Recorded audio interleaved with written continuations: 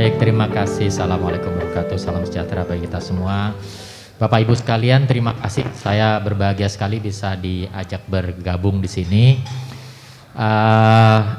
Tugas saya adalah berbicara tentang menjaga kesehatan paru, bagaimana kalau pasca transplantasi. Sebelumnya saya akan bercerita dulu tentang beberapa hal yang mungkin terjadi, resiko komplikasinya, nanti kemudian gambaran tentang bagaimana pengobatannya, tetapi memang itu agak sedikit teknis medis. Saya ingin memberi gambaran bahwa ini bisa dilakukan, dengan demikian nanti baru di bagian akhir kita akan bicara tentang praktis, istilahnya pelaksana atau mereka yang penyandang transplant lah ya.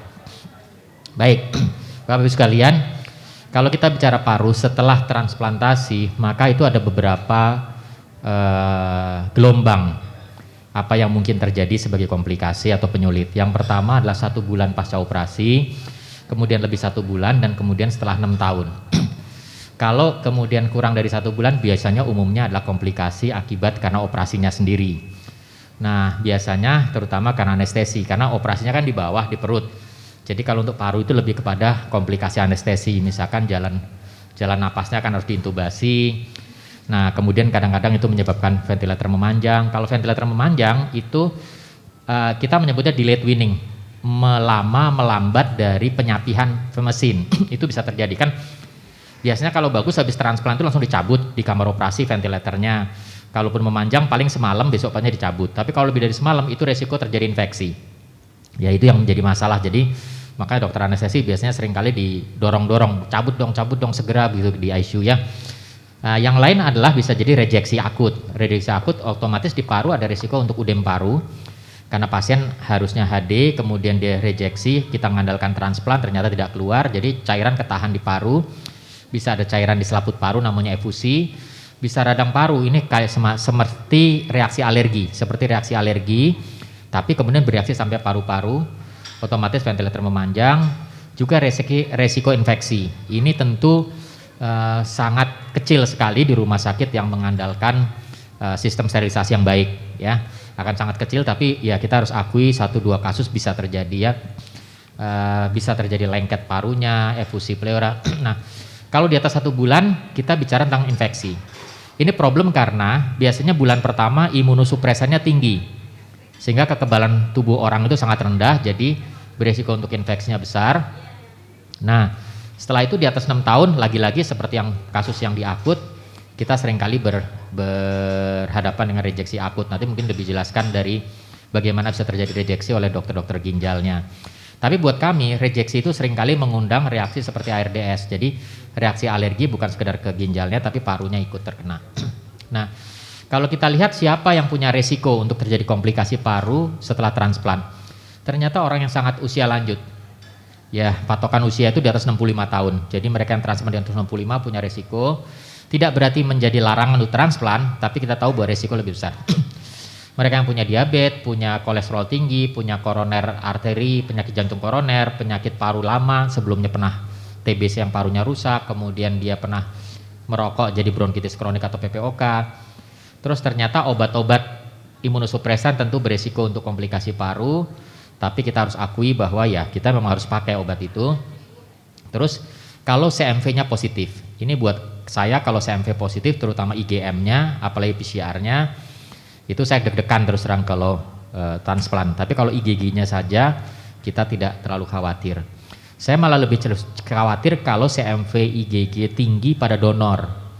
Karena jangan-jangan CMV IgG-nya pada donor itu masih ada CMV-nya, kemudian dia pindah ke resipien. Kalau resipiennya negatif justru. Kalau resipiennya sama-sama sudah positif nggak ada masalah buat saya. Kalau resipiennya masih justru belum kena, dia bisa pindah. Oke, ini adalah beberapa faktor yang terkait dengan kenapa jadi pakai ventilator kelamaan. Tadi saya sampaikan ya, mungkin pada operasi bisa perdarahan. Mudah-mudahan sih tidak terlalu besar kejadiannya, di RSCM kita nggak terlalu besar walaupun harus diakui ada. Terus ensefalopati itu gara-gara mungkin ureumnya tidak turun, justru naik. Nah itu mungkin ensefalopati. Kemudian cairan efusinya, sisa cairan di paru terinfeksi. Tentu kalau tadi ya ada gangguan ginjal gara-gara rejeksi atau infeksi. Nah ini semua menyebabkan Valentine terlalu lama. Dengan terlalu lama maka dia mengundang infeksi baru. Jadi gimana caranya? Sesegera mungkin kita ekstubasi, segera mungkin kita lepas ventilator. Yang lain adalah setelah operasi biasanya kita minta kalau perlu, tidak semua, tapi kalau memang kita butuhkan olahraga, kita minta pasien itu untuk latihan napas. Namanya insentif spirometri. Jadi niup dan tarik nafas untuk dilatih supaya parunya lebih cepat berkembang, lebih cepat bergerak. Prinsip dari paru adalah habis operasi sesegera mungkin bergerak. Kalau segera bergerak, risiko komplikasi paru lebih kecil. Nah ini yang kemudian kita encourage pasien untuk segera duduk, segera bangun kalau sudah besoknya setelah transplant atau operasi. Ya memang kadang-kadang masih ngerasa sakit, masih ada selang ya, tapi makin bergerak buat paru akan semakin lebih cepat aman. Latihan napas dalam ya, bahkan kalau perlu kita perkusi, clapping, tapping ya untuk kemudian latihan batuk, ini semua akan membantu untuk mengurangi risiko infeksi. Nah, selain risiko akibat mekanik pasca operasi, ada juga risiko infeksi. Nah sama, tadi ada gelombangnya juga. Kalau 1 bulan habis transplant, itu infeksi karena proses di rumah sakit, termasuk proses operasinya. Nah kalau sudah 1 tahun, di atas 1 bulan, itu biasanya infeksi yang tadinya ada dalam badan, karena imunosupresan dia reaktivasi. Ya karena itu kita screening CMV-nya, kemungkinan TBC, kemungkinan toxo, aspergillus. Nah kalau di atas 1 bulan, di atas 1 tahun, yang sering kita ketemukan itu adalah infeksi karena pasien udah mulai jalan-jalan. Mulai pergi ke kantor, mulai main golf lagi. Nah interaksi dengan orang lain itu dapatnya setelah di atas 1 tahun. Beberapa kasus mulai meningkat setelah 6 bulan, tapi peaknya setelah 1 tahun. Maaf ini kalau slide-nya terlalu kecil, ini hanya menunjukkan betapa tadi ya jenis virus atau kumannya itu berbeda-beda tergantung tadi timeline.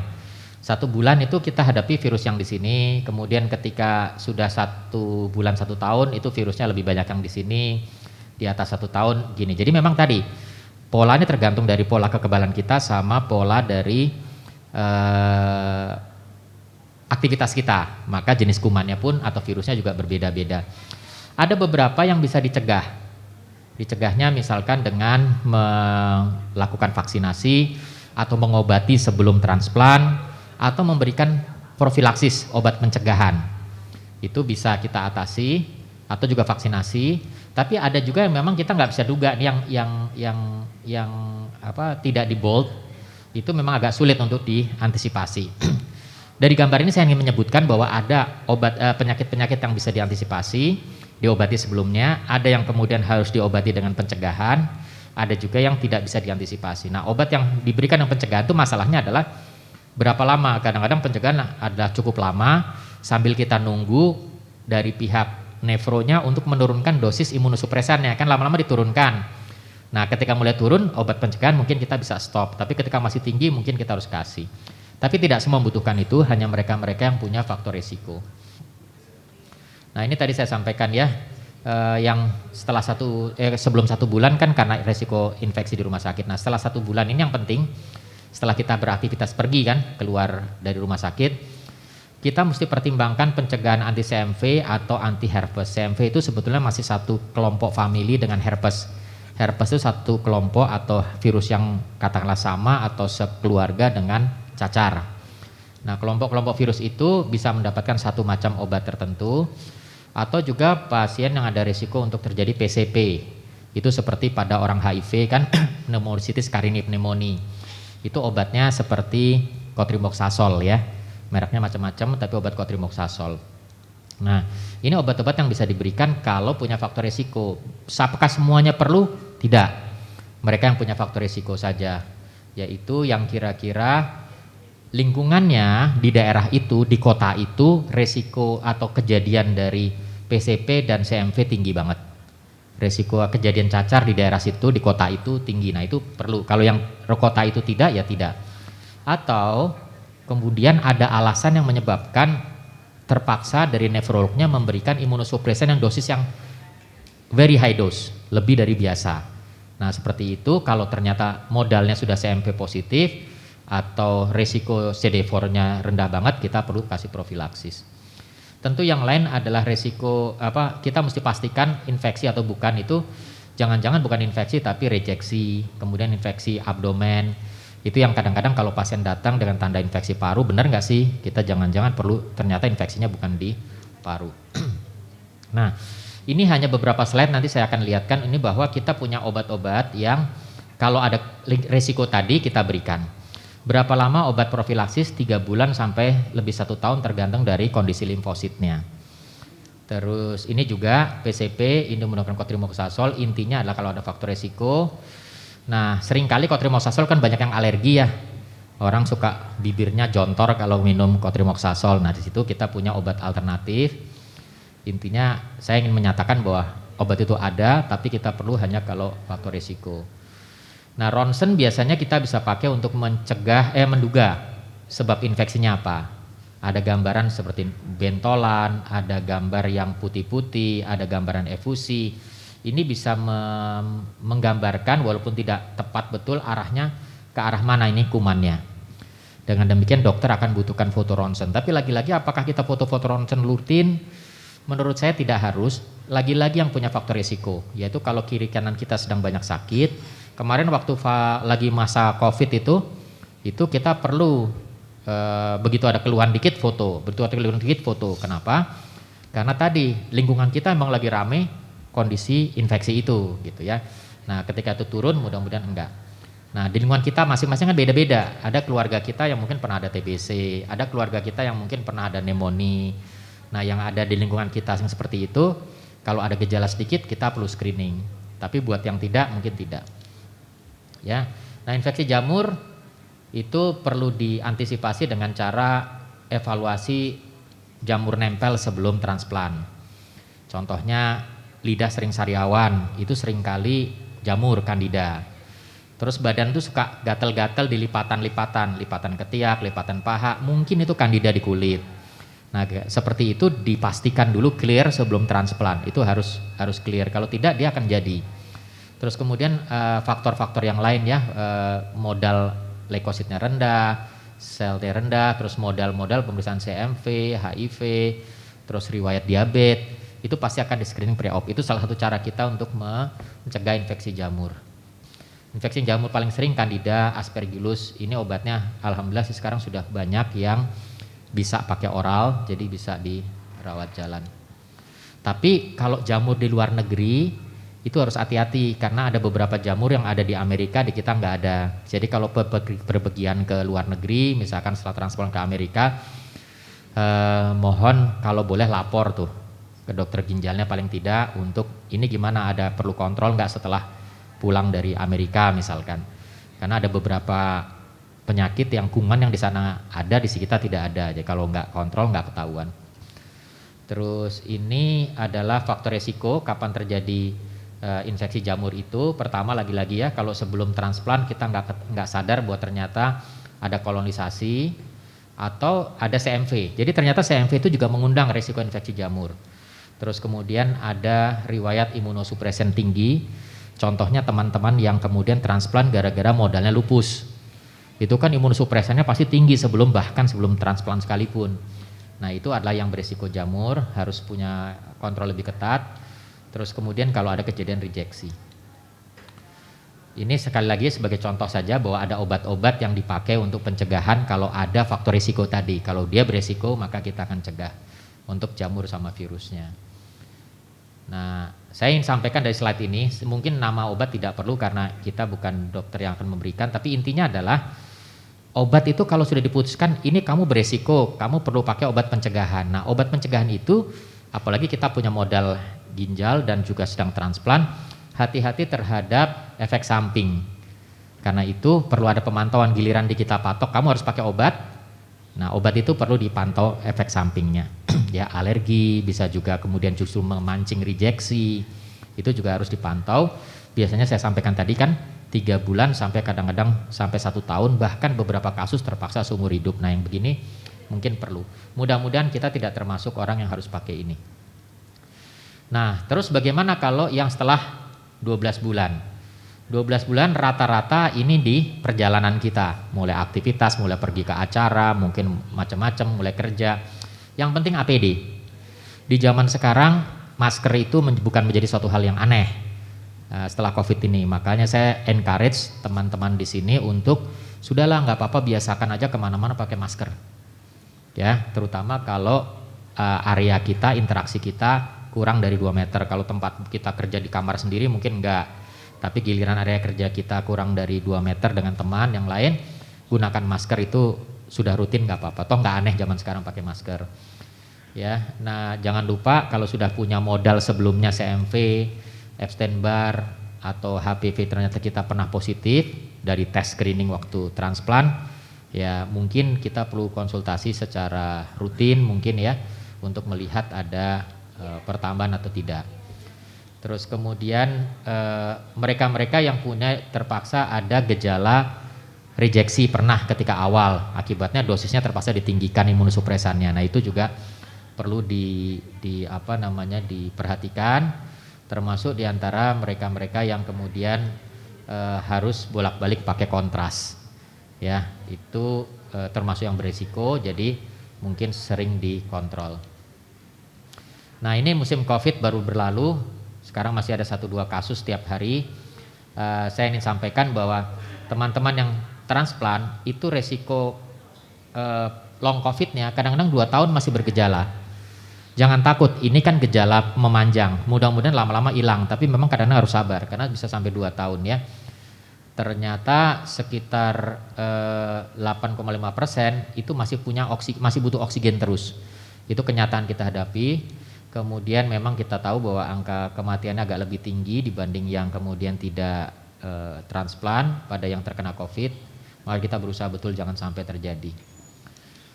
Nah, kita harus akui angka kita 17% transplant yang kena COVID itu tidak bisa kerja kembali. Tidak cukup mampu untuk bisa cukup kuat karena parunya keburu rusak atau jantungnya. Walaupun ginjalnya bersyukur kita sudah ditransplant, tapi ternyata komplikasi di jantung dan parunya itu tidak kembali. Jadi tapi alhamdulillah sih tidak terlalu banyak ya, 80% masih tetap kembali normal kembali. Gejala long COVID-nya bisa jadi banyak, ada yang cuman batuk, ada yang kemudian suka masih sesek, aktivitasnya terbatas, ada yang masih suka gatel-gatel. Nah, tapi intinya walaupun itu ada perlu sabar sedikit karena umumnya hilang. Jadi bagaimana gaya hidup kita? Intinya post transplant kalau bisa makanan bernutrisi seimbang ya. Sayur buah, kemudian makan serat tinggi, batasi gula dan lemak jenuh serta garam, olahraga teratur, tapi jangan high impact ya. Jangan lagi kemudian naik ke Himalaya gitu, udah jangan lagi deh gitu ya. Terus jaga berat badan, tekanan darah, jangan merokok, jangan dengan alkohol, tetap APD, termasuk masker, sarung tangan. Kalau sarung tangan ini kalau kita memang bekerja di tempat yang berisiko untuk itu. Kalau tidak, hand wrap. Ya kalau kita bekerja biasa itu hand wrap ya. Sarung tangan itu dipakai kalau misalkan kita kerja yang ada risiko luka ya. Ya. Kalau kondisinya terlalu panas, saya rekomendasikan pakai sunscreen. Kalau di tempat yang kita kerja, di tempat yang sangat-sangat open gitu ya. Kemudian pertimbangkan imunisasi. Tadi ada pertanyaan banyak tentang imunisasi, tapi nggak apa-apa kita bisa diskusi nanti. Tidak ada rekomendasi khusus, tapi bisa dipertimbangkan. Cuci tangan tadi sekali lagi ya, kalau kita tidak pakai yang hand wrap tadi, hand wrap atau tidak pakai sarung tangan. Terus selalu pakai alas kaki. Usahakan hindari kerumunan, makanan harus matang. Kalau bisa tidak berenang di tempat perairan terbuka. Ya ini saran saya ya, di danau laut karena ada risiko apabila kemudian ternyata di situ ada infeksi, maka kita lebih mudah untuk terjadi kondisi yang berat. Oke, hindari hewan liar, selalu cuci tangan. Saya pikir itu yang bisa saya sampaikan dokter, mudah-mudahan bisa berinformasi. Terima kasih, assalamualaikum warahmatullahi wabarakatuh. Baik. Terima kasih Dr. Seva, silakan kita buka lagi tanya jawab. Seperti biasa, nama dan sudah berapa lama transplant, silakan. Saya Dewi, transplant 9 Agustus 2016. Yang pertama, apakah di paru-paru ada jamur? Yang pertama, kemudian jamur ini sepertinya paling sulit di berantas begitu atau benar atau tidak, dan tadi kan ternyata ada profilaksisnya ya, profilaksisnya itu bentuknya vaksin atau obat begitu. Nah kapan profilaksis itu perlu dilakukan. Karena kan mungkin bukan sekarang-sekarang ya, kalau misalnya saya sehat apakah perlu makan obat tersebut atau tidak gitu. Yang kedua adalah terkait penyakit paru-paru pada pasien transplan. Kan mungkin ada TBC, ada pneumonia, ada banyak sekali gitu. Itu yang paling sering terjadi itu apa? Kemudian dari mana? Misalnya dari udara atau dari makanan atau dari apa gitu. Nah, karena kan selama ini yang paling ditakutkan misalnya dari udara kita harus pakai masker terus-terusan gitu. Tapi barangkali ada hal yang lain yang kita terlewat gitu. Bagaimana pencegahannya supaya paru-paru kita itu sehat terus, terutama dari infeksi. Terima kasih gitu ya. Silakan dok. Langsung ya, baik. Ya Bu Dewi, terima kasih. Jadi yang pertama mengenai jamur.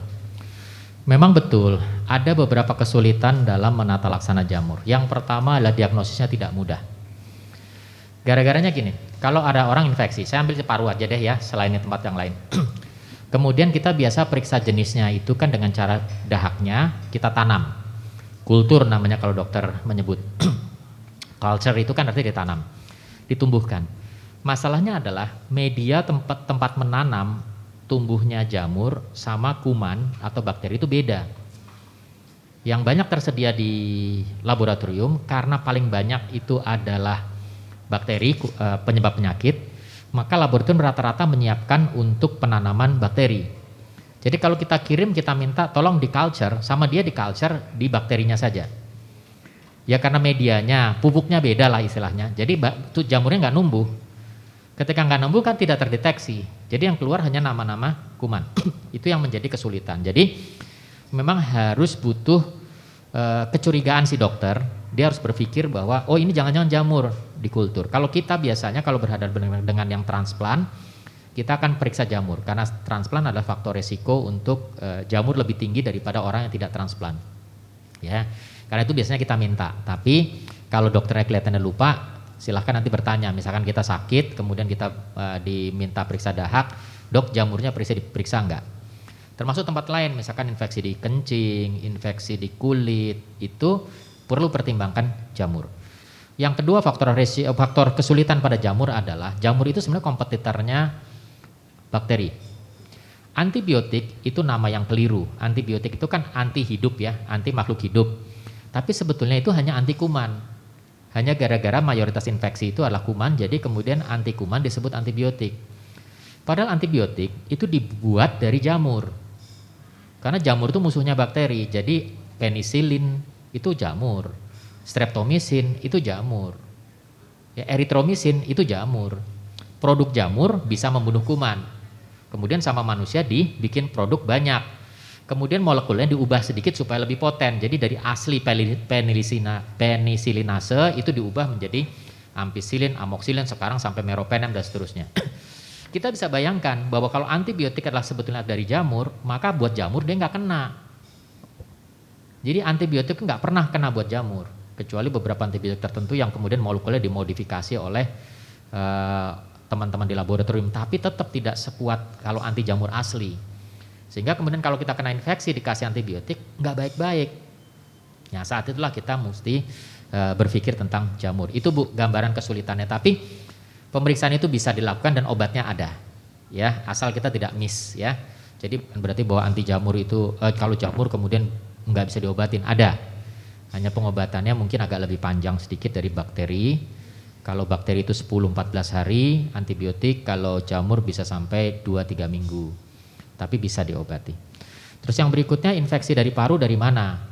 Ya pertanyaan kedua itu ya. Paling banyak itu memang namanya paru dari hirupan. Jadi dari nafas, karena itu saran kita masker. Tapi yang lain adalah dari tangan, karena tangan kita masuk ke mulut juga. Kadang-kadang garuk-garuk hidung. Ya, nah dari situ maka hand rub itu penting. Kalau dari paru dua itu.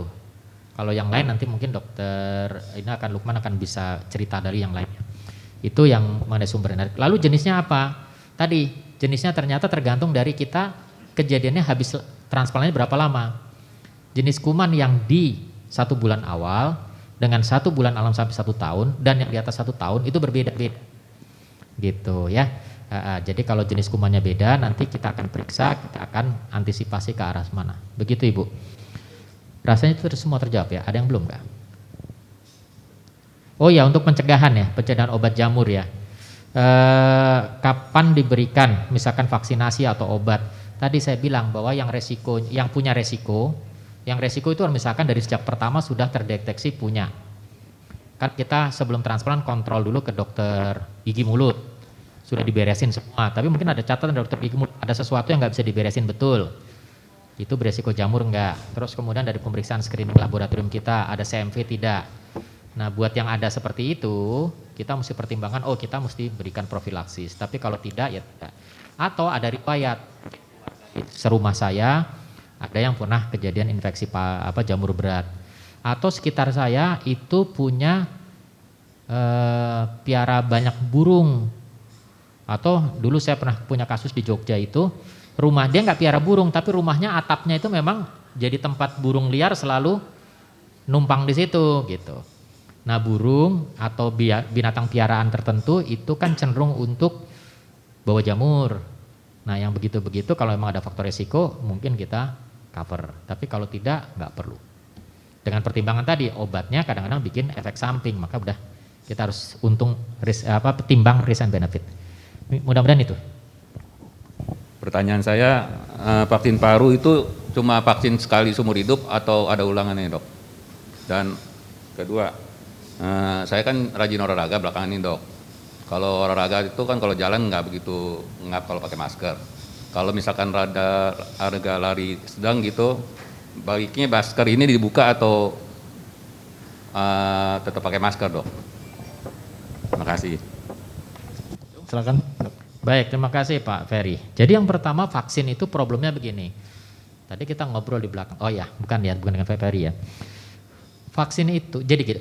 Tadi saya tampilkan data sumber infeksi atau jenis mikrobanya, jamur, kuman dan virus itu banyak yang bisa menjadikan infeksi di paru maupun di tempat yang lain. Nah, ternyata manusia ini bikin vaksin belum bisa semua. Terus terang kita hanya punya 3 macam vaksin saat ini. Influenza, pneumococcus, sama yang lagi populer ini vaksin COVID. Sisa vaksin yang lain itu belum muncul nih. Padahal kita punya kuman virus CMV, kita punya PCP, kita punya jamur, bisa Candida, bisa Aspergillus. Kita punya, kalau kuman tuh yang sering kali mematikan tuh Pseudomonas sama Klebsiella. Itu sampai sekarang belum ada tuh. Mungkin kalau boleh develop vaksinnya gitu, ditunggu nih. Ya, kalau pihak farmasi mau ngembangkan vaksin memang lama, saya akui itu. Walaupun manusia di dunia terbukti pernah membuat vaksin dalam waktu 1 tahun. Vaksin COVID kemarin gara-gara seluruh dunia ketakutan dan jujur saja ada pasarnya gitu ya. Jadi kemudian perusahaan obat fokus yang malam bikin sehingga dalam waktu 1,5 tahun, 1 tahun 1,5 tahun keluar tuh vaksin COVID. Yang lainnya itu bertahun-tahun untuk bisa develop satu macam vaksin dan sudah gitu harus jujur.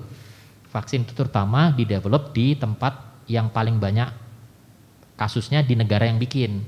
Jadi kalau Amerika bikin ya kasus yang paling banyak di Amerika, kadang-kadang kasus infeksinya beda sama kita. Ya contohnya vaksin pneumokok. Vaksin pneumokok itu karena kasus di dunia barat itu 20% kasus infeksi paru dari situ. Dia bikin. Kalau di kita itu hanya sekitar 10%. Jadi kalau kita pakai di kita, kok saya masih kena pneumonia juga walaupun saya sudah vaksin? Ya jawabannya karena di kita banyak kuman lain. Gitu ya. Nah sayangnya kita belum bisa bikin, mudah-mudahan ke depannya kita juga bisa bikin. Itu kesulitannya Pak. Tapi kita sarankan bahwa tetap vaksinasi, paling tidak mengurangi jumlah kuman yang memang tidak terbentengi. Berapa lama tergantung jenisnya. Kalau influenza itu karena dia mutasi terus, tahun sekali diminta. Untuk yang pneumokok itu terus terang saja vaksinnya teoritis sekali seumur hidup. Tapi memang kita secara klinis menganjurkan tiap 5 tahun coba dipertimbangkan diulang. Karena kekebalan orang terutama yang post transplant kan beda-beda ya, siapa tahu udah cepet turun jadi 5 tahun sekali. Untuk vaksin COVID kita sama-sama tahu ya, 3 bulan 6 bulan sekali mesti diulang. Sampai COVID ini nggak ada lagi, nggak perlu vaksin lagi. Begitu kira-kira. Oh ya olahraga. Olahraga saya cuman sampaikan kalau olahraga nggak harus pakai masker, nggak apa-apa asal jarak jauh dari kerumunan. Jadi masker itu terutama ketika kita di kerumunan. Jadi kita misalkan naik sepeda, ya nggak apa-apa naik sepeda aja. Tapi kalau sepeda udah bergerombol, nah itu masalahnya. Gitu, pakai masker ketika kita ngobrol. Tapi ketika jalan sendiri nggak apa-apa. Lari juga begitu. Ya, jadi saya pikir nggak apa-apa kalau emang kita di tempat terbuka yang nggak banyak orang kita buka masker. Ya, asal jangan dekat-dekat. Gitu. Terima kasih Dokter Seva. Saya Fauzia, transplant kedua saya tahun 2020. Waktu reject itu dokter parunya sempat bilang, oh ini bakteri di parunya banyak, kata dokter parunya gitu. Yang mau saya tanyakan bagaimana supaya kita lebih preventif agar kita itu bisa menjaga paru kita dari bakteri tersebut. Terus pertanyaan kedua, kalau untuk umroh kan katanya sekarang suntik meningitis sudah bukan menjadi kewajiban. Terus yang saya tanyakan bagaimana cara kita menjaga paru selama kita menjalankan ibadah umroh. Begitu Prof. Dok, makasih. Silakan Dok. Baik, terima kasih. Saya pikir sama prinsipnya, sama. Ketika kita melakukan perjalanan, baik perjalanan jauh maupun perjalanan hanya sekedar perjalanan ke kantor setiap hari, preventif yang paling utama itu masker dan cuci tangan atau hand rub. Terutama sebelum kita mengarahkan tangan kita ke muka. Ya, misalkan makan atau kita mau garuk-garuk apa, selalu hand rub kembali atau sebelumnya hand rub. Itu yang pertama, sehingga kemudian kalau kita pergi ke luar negeri ya termasuk haji atau umroh itu begitu juga. Nah, masker ini kalau yang masker yang model masker bedah begini itu biasanya 4 jam itu sudah mulai bisa tembus karena mulai basah oleh napas kita. Jadi mesti banyak ganti. Buang, ganti masker yang baru. Itu yang mungkin bisa kita kerjakan untuk menjaga ketika kita berpergian. Agak repot memang karena kita perlu banyak bekal kan. Kalau di perjalanan jauh, kalau sekedar kerja mungkin seharian dan kemudian ketika kebetulan kita kerja kebetulan kamar kerja kita sendiri, kita bisa buka barangkali. Itu pencegahan paling utama. Nah, tadi pertanyaannya adalah reject terjadi infeksi paru banyak. Itu problemnya tadi saya tunjukkan bahwa reject itu termasuk salah satu faktor risiko untuk terjadi infeksi. Salah satu sebabnya adalah pertama, ketika rejeksi itu terjadi reaksi kekebalan yang berlebih dalam badan kita. Itu enggak cuma di lokal, tidak cuma hanya sekedar di lokal ginjalnya, seluruh badan bereaksi, termasuk di paru-paru. Ketika terjadi reaksi kekebalan berlebih timbul peradangan. Nah, peradangan itu saya gampangnya gini aja deh. Ketika peradangan paru jadi basah, di mana ada basah kuman mudah nempel. Itu konsep dasarnya gitu. Ada banjir, ada banyak kuman, gitu ceritanya. Nah, kemudian itu yang pertama. Kemudian yang kedua, begitu terjadi rejeksi, dikasih imunosupresan tinggi oleh dokter ginjalnya. Atau kalau transplant yang lain, transplant hati, misalkan dokter hatinya. Dia kan kasih tinggi imunosupresan untuk menekan reaksi imun. Tapi sisi yang lain, dia akan menekan imunitas asli kita. Kan sebetulnya begini, reaksi rejeksi itu akibat kekebalan kita disersi. Tentara ada sebagian yang berontak. Akibatnya dikirimlah polisi militer untuk menekan kuman yang berontak, kekebalan yang berontak. Tapi pada sisi yang lain dia akan menekan seluruh kekebalan, termasuk kekebalan yang baik. Nah, saat itu kuman yang modalnya sudah ada dalam badan kita itu bisa naik, atau dari orang yang nengok barangkali dia bawa kuman, kita bisa terkontaminasi, atau dari lingkungan kita, dari kamar. Sudah ada upaya biasanya rumah sakit itu untuk yang transplant mereka untuk mencoba mensterilkan ruangan semaksimal mungkin, tapi itu nggak bisa ternyata 100% berhasil. Ya, yang bisa dilakukan adalah rumah sakit akan melakukan secara rutin mengculture dari udara. Biasanya begitu di rumah sakit yang melakukan transplant, mengculture udara, ketahuan pola kumannya, mereka usahakan untuk perbaiki ventilasi dan air conditioning itu mereka jaga. Nah, di rumah yang bisa kita kerjakan, AC kita harus yakin bahwa filternya bagus. Ya, diservis filternya kalau perlu diganti. Karena kalau lama-lama filternya nggak bisa nyaring kuman dengan baik. Lingkungan kita bisa pakai model kayak air purifier untuk menyerap komponen di udara, itu akan mengurangi jumlah virus dan bakteri yang ada di udara, ngurangin walaupun tidak mencegah 100%. Itu beberapa kiat mungkin yang bisa dipakai untuk mengurangi infeksi. Demikian. Makasih dok, saya Kurniawan, saya pendamping istri saya Miandaru yang sudah 20 tahun transplant. Pertanyaan saya singkat saja, kalau kita dalam aktivitas sehari-hari dalam perawatan kesehatan selalu fokusnya testing darah, testing urin gitu ya dok ya. Tetapi jarang sekali kita fokus dengan masalah bagaimana mengevaluasi paru gitu dok. Soalnya kalau kita nggak bergejala biasanya suka nggak testing gitu. Jadi kira-kira rekomendasi Dr. Seva kalau untuk berkaitan bagaimana memonitoring paru, kalau yang nggak bergejala, itu testingnya apa saja parameternya. Dan sebaiknya periodenya itu kapan, apa sebulan sekali atau 3 bulan. Mohon sarannya dok, terima kasih. Silakan. Dok. Ya, testing paru yang paling cukup simple itu adalah ronsen. Berapa lama sekali saya kalau transplant saya sarankan setahun sekali. Setahun sekali untuk check up, sebagaimana kita general check up, kita masukkan ronsen sebagai bagian dari general check up setahun sekali. Itu saran saya. Kalau miss paling tidak 2 tahun sekali. Tapi foto ronsen itu tidak bisa mendeteksi yang sangat ringan. Jadi misalkan saluran nafas atas saja, itu nggak bisa. Itu hanya melihat kalau sampai radang parunya serius di paru-paru. Jadi bagaimana untuk yang ringan-ringan? Kalau menurut saya yang ringan-ringan itu adalah segera antisipasi ketika mulai ada gejala sedikit. Tenggorokan sakit sedikit, itu hati-hati ya. Kalau perlu kontrol ke dokternya. Tidak harus ke dokter paru, ke dokter ginjal yang nangani itu karena dokter ginjal rata-rata adalah dokter penyakit dalam. Jadi basic dari termasuk radang dari saluran nafas pastikan sudah paham. Jadi nanti dinilai apakah itu perlu di follow up atau tidak. Ya. Nah, kalau Bapak Kurniawan kebetulan kanlah suami. Sama. Kalau ibu enggak ada apa-apa, tapi kebetulan kita lagi sakit tenggorokan, mungkin cara yang paling bagus adalah agak jaga jarak dikit. Ya, sebab penularannya tetap dari batuk atau pakai masker.